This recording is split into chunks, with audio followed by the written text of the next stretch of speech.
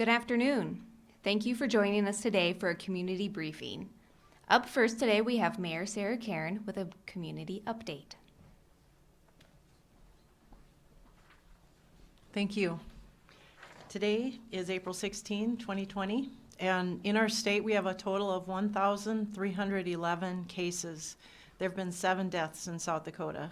Cottington County is steady with 13, same as yesterday, 13 cases, 11 recovered. Our goal through this is to protect our vulnerable population, and we hope to do that at least until a vaccine is developed. This is an extremely contagious virus, and so that's why the social distancing is so important. We do not think that we're going to be shutting businesses down until we have a vaccine, and that's just not probably physically possible, but so far what we're doing seems to be working. The City Council took action on March 23rd that closed a lot of businesses in town, and that ordinance will automatically be expired on May 23rd. So if the council doesn't do anything, it will automatically go away. But they can put in further controls, or they could lift controls, and they're talking about it constantly. So if you have an opinion about this, I would encourage you to reach out to your council member and share your opinion with them. They are considering this very carefully. It's a difficult decision. What we have right now seems to be the calm before the storm. That's what everybody's calling it. And we don't know what the storm is going to be like, but we feel pretty well prepared for it. I feel very fortunate to live in this community where we have such an incredible healthcare system and such a great team of people who are working together to be prepared for the storm once it arrives. So with that, I would like to introduce Casey DeBoer. He's the CEO of Prairie Lakes Healthcare System. Thank you, Mayor Karen. Good afternoon, everybody. I'm going to talk about a couple things this afternoon. I want to talk about the South Dakota Department of Health's modeling on the pandemic in South Dakota, and then I'll talk a little bit about the COVID-19 testing capability that's been brought to Watertown and Prairie Lakes. First off, yesterday, if you watched the governor, she talked quite a bit about how the activities of the citizens of South Dakota has really flattened our curve for the disease. And that her office, even though we've seen that change, is still planning towards needing up to 5,000 hospital beds per day during the peak and up to 1,300 ventilators per day during the peak. Now, she also shared yesterday that the expected surge peak is now anticipated to be closer to 2,500 hospitalized patients per day and 650 ventilators per day if the current mitigation strategies that you're all living with continue as they are now. I think it's really important to understand how key that is to the projections the state is making, is that we have to keep doing what we're doing. Prairie Lakes has been working with the state as well as with our partners in the community with the modeling data they've provided us. The state has told us that in their worst case scenario, that 5,000 hospitalized patients a day, we in Prairie Lakes and Watertown need to be prepared to take care of up to 172 hospitalized patients each day during our peak. That is 6 to 7 times the normal number of patients we see at Prairie Lakes on any given day. So that's quite a stretch for us. But we have worked really hard to determine where we could house that number of patients in the organization.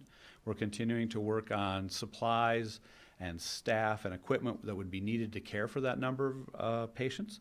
And just know that by working collaboratively with the other clinics in the community and with the state, we're well prepared when our surge finally comes. The governor also shared that the peak and the surge would probably occur in Sioux Falls first, and it would occur likely by the middle to the end of May, but that for the rest of the state, they're still anticipating that that surge will happen by the middle of June, first to second week in June. But we're really relieved to see that the activities have made a difference in the hospitalized days anticipated are going down because it really shows that the social distancing we've all been working through has had a positive impact on hospitalized patients. So we join the governor and the mayor in encouraging you to continue to stay home and socially distance as this will continue to drive that curve down even further. The more patients we can keep from being hospitalized in this epidemic, the better off we're all going to be. The second item I wanted to talk to was very exciting news from the state yesterday. The Secretary of Health and the governor announced that they were placing COVID-19 testing equipment throughout the state. Prairie Lakes was lucky enough to get one of those pieces of equipment. That will allow us for the first time during this pandemic to do testing for the virus here in the community. Like I said, that's a pretty major development. It will really impact the care we're providing to patients. It'll also allow us to really have a much better understanding of the presence of the disease in our community and care for the sick patients that present to the hospital. We will be using the similar testing criteria as the South Dakota State Lab is using when they determine who will and will not be tested. That won't change. We will be testing inpatients and symptomatic healthcare workers, as well as long-term care patients as our first and top priorities. And then we will work from there. We can still send tests out of the community to the other reference labs we use, but those would be the patients that we will be focusing on for our in-house testing. All patients that are tested require a physician's order, and that physician has to demonstrate or show on the requisition form what symptoms the patient has when they present to be tested. The equipment came to us with a limited number of test kits, under 100, that we will be judicious in our use. The state has said they will work to resupply us, but we don't know, and they don't know at this point, how that supply chain will look like, how regularly they'll be able to resupply us. So we're going to be very careful how we use these. We want to use them appropriately. And we will continue to send some tests out of the community when that's appropriate given the patient's condition. The equipment did arrive this morning, and it's currently being put into operations. I would expect by tomorrow at this time it will be operational. And again, we thank the state for the opportunity to have our lab provide this testing for this community in this region. And again, I want to thank all of you for staying home and staying well, socially distancing and washing your hands and covering your face when you're out in public. So thank you very much. And I'd like to introduce Dr. Dan Riefenberger, or Dr. Dan as he's commonly known at the Brown Clinic, and he'll be glad to share some additional information with you. Thank you.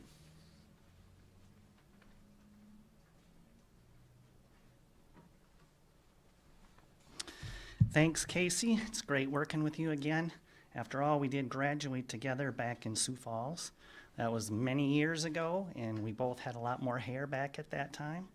But the one thing that at least has come to light is we both realized it was the good thing was to move back to Watertown, where we're here to stay.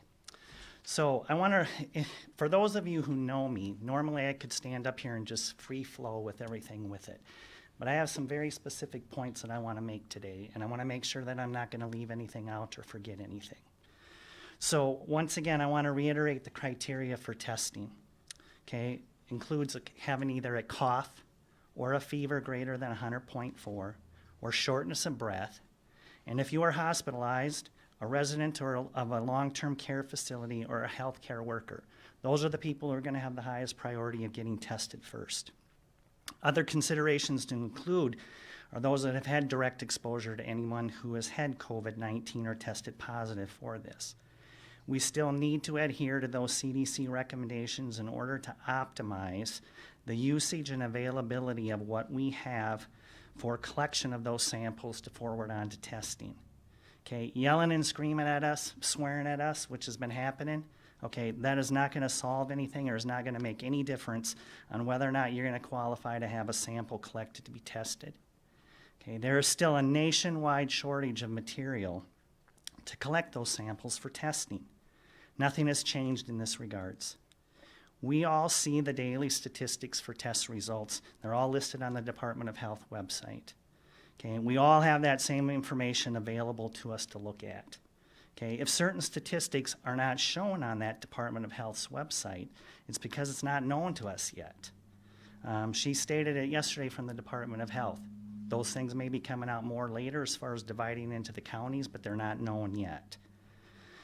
It is because, or the only significant statistic to me as a physician is the number of hospitalizations that are required and those people that have died. Okay, I don't want any more deaths occurring in this state, and I certainly do not want any deaths in this community. Those statistics then are no longer just numbers. They are patients, family, and friends. Another big reason that those statistics are still lower for this community is the social distancing that everyone is doing. Don't change this yet. At Brown Clinic, as well as at Sanford, Quick Care, Prairie Lakes Hospital, we have all been continuously changing our protocols on how we are adapting to this pandemic. We are all working together and meeting regularly, devising plans and protocols to follow. We have never seen anything like this before, so it is not like we can just do everything in a day. We keep adapting to what works and what doesn't work. Every patient coming in is triaged at the door. Their temperature is taken. Questions are asked to determine what category they fall into being seen, and questions and to whether or not they need to wear a mask or if they need to be taken directly to a designated room to be seen quickly. At Brown Clinic, we have instituted drive-up lab draws to still be taking care of all of the other health issues that we need to deal with daily, not just what is related to COVID-19. We are still encouraging people, if they are sick, to get a hold of us at the clinic and set up a telehealth visit, whether by video or telephone, and be taken care of that way. All of the clinics have telehealth capabilities. This is also serving as a triage time to determine who is truly sick enough that they absolutely need to be seen in person. The amount of information that we can get by these visits is incredible. Okay, and we can still take care of you and at the same time limit both our patients and our staff's exposure to this virus. People who thought they could never do this before are finding out that it is really pretty simple. And we will help walk you through every step of it in an attempt to help take care of you. Our hours at Brown Clinic, just like many other facilities here, have changed, and we are currently from 7:30 to 5 p.m. Monday through Friday.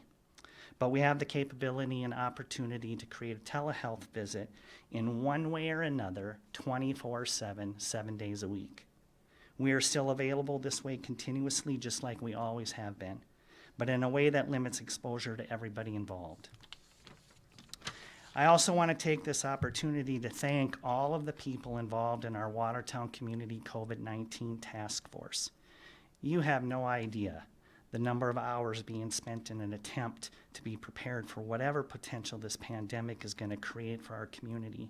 It is a concerted effort involving Prairie Lakes Hospital, Brown Clinic, Sanford Clinic, Quick Care, Garcia Clinic, Watertown Fire and Rescue, Watertown Police Department, long-term care facilities, funeral homes, Mayor Sarah Karen, the Watertown City Council, Cottington County Commission, the Sheriff's Department, Lake Area Technical Institute, the Watertown School Systems, Watertown Business Associations, Emergency Management Services, Human Service Agency, and the countless volunteers who are involved that is truly essential in getting ready for what we don't even really know or can comprehend what truly could be coming.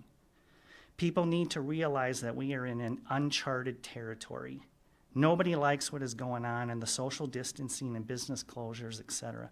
We are a small community that sticks together. Don't give in yet. Everybody has to do their part as well. Know that this task force is working tirelessly to have us prepared to handle anything that may come our way. I am proud of this group, and I want to personally thank all of them. I have never been prouder or privileged to work with a group like this for the benefit of our community. We all care about this community and want everybody to be safe getting through this pandemic. So please, work with us, not against us. Thank you.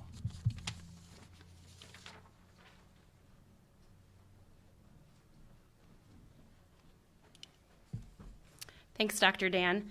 Hi, I'm Liz Christensen, Executive Director at the Boys and Girls Club of Watertown, and I'm here today just to give you some updates of what we're doing in the community. So safety is really our number one priority at the Boys and Girls Club of Watertown, and we've been closely monitoring the COVID situation within the community.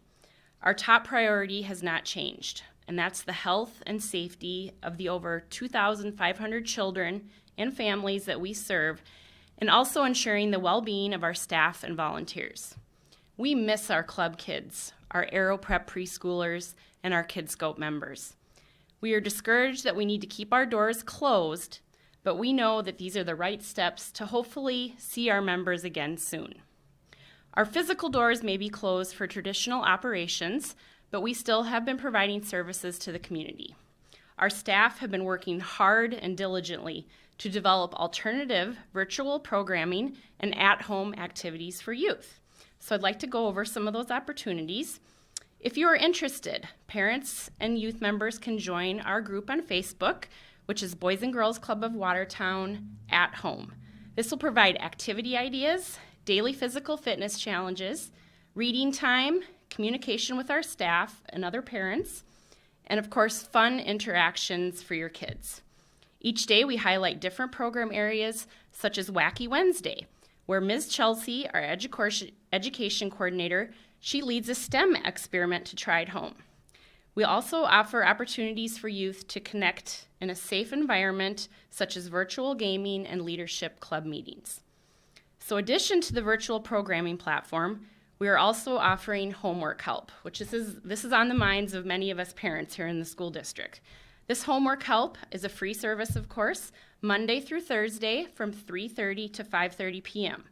Our dedicated staff members will be available live to answer any questions and provide support regarding that daily schoolwork that our children are challenged with right now. We lead this activity on the Zoom meeting platform.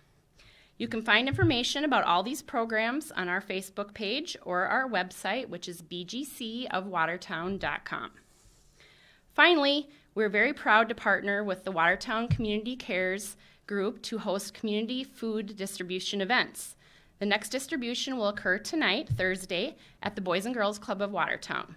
This will start at 4 p.m. and it will run until supplies last. Vehicles can line up on Arrow Avenue from Highway 81 and will be directed by volunteers. Please, we ask that no vehicles line up ahead of time and they won't be allowed to start entering the parking lots until 4 p.m. There will also be no entrance available from 3rd Avenue Northeast. Last week, we are so proud to say that this service provided food to over 1,700 individuals from the community. If you're interested in making a donation to help with this food program, you may direct your monetary donations to the Salvation Army, or we're also taking non-perishable food items at the Boys and Girls Club lobby. We want to thank so many generous volunteers and financial donors for their support to be able to do this. It is so inspiring to see our community come together for this very important need. The club has also been providing activity packets for youth at these food distribution events. Tonight's activity includes making your own helicopter, so be sure to get those for your kiddos. If you have any direct questions about the programs I've outlined today, you can certainly call the club at 886-6666 or email us at clubinfo@bgcofwatertown.com. So while our service delivery model has changed, supporting families will continue. Now more than ever, our community needs an organization like the Boys and Girls Club to provide stability and structure during these unstable times. We appreciate your support we have received to continue our efforts, and these will help us respond to current challenges and prepare for the many more that lie ahead. Again, thank you for allowing me to share what's happening at the Boys and Girls Club, and we would like to wish everyone safe wishes and be well. Thank you.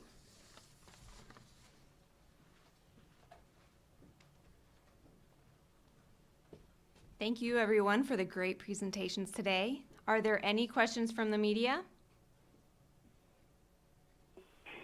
Troy Van Duzen, KXLG Radio for Casey DeBoer, please.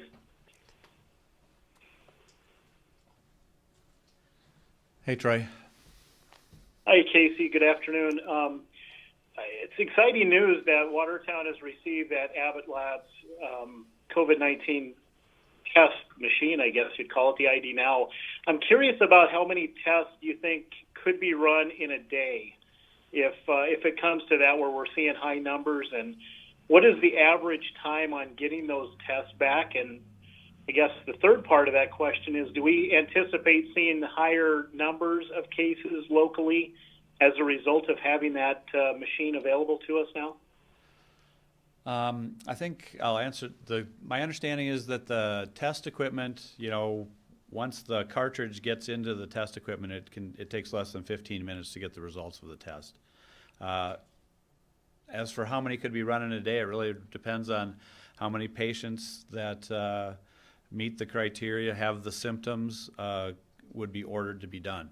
Do I expect the test being present in the community to increase testing? It may do that, but again, as I stressed and as Dr. Dan stressed, patients need to be symptomatic and they need to meet the criteria to be tested.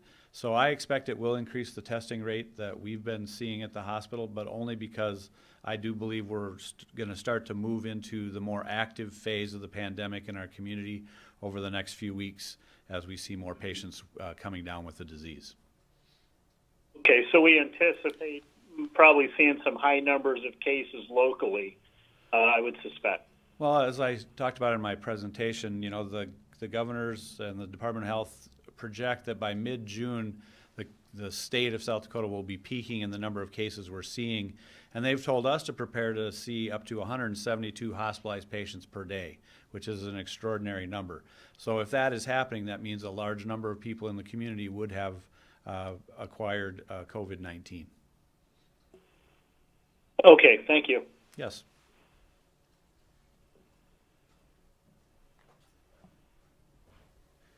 Steve, I don't have any further questions, or Jennifer, I guess. Question for Casey. Stan Christopher from the Public Opinion. Okay, so obviously good development with the rapid testing. Do you expect this method to kind of phase out the current method of tests, which, as my understanding, it could take a few days to get results back? I do not. I think that this is just another tool we have available to us.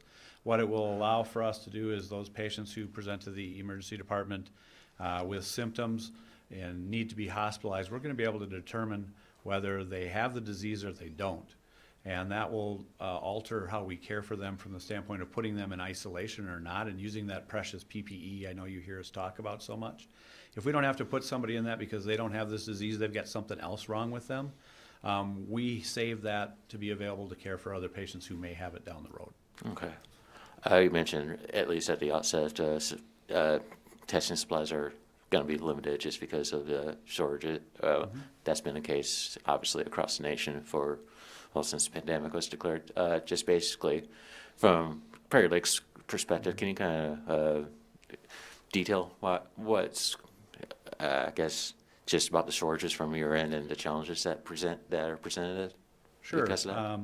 I think when you start to talk about the numbers of patients we may potentially see during a surge, and when you see a patient that's in isolation and the amount of personal protective equipment that's required for a care team to take care of them, it's pretty impressive how quickly you can go through a supply of gowns or masks to take care of patients. So we've been pretty lucky in that we started planning for this pretty early on when we first started hearing about this and trying to get PPE here and in place.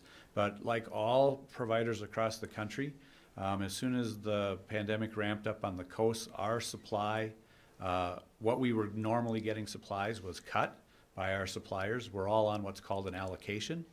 And so we order daily and hope we can get whatever we can get. We've been acquiring supplies as we go along. But like I say, when we get to a stage where there's many patients that are presenting to the clinics and presenting to the ER and being hospitalized, we'll be using that stuff at a very rapid rate.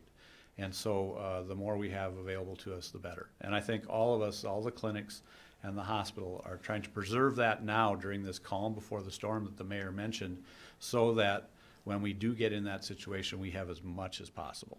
All right. Thank you. You're welcome.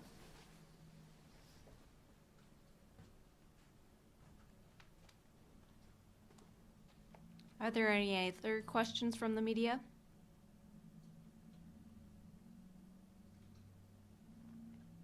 No? Thank you, everyone, for joining us today. As a reminder, we post updates every day to the 2020 Watertown COVID-19 Facebook page. And there's a variety of updates from the CDC, Department of Health, and even here locally, like things about the food distribution and 211. If you do not have Facebook, the best other resource would be to call 211 on your phone in order to talk to the Helpline Center. Thank you and have a great day.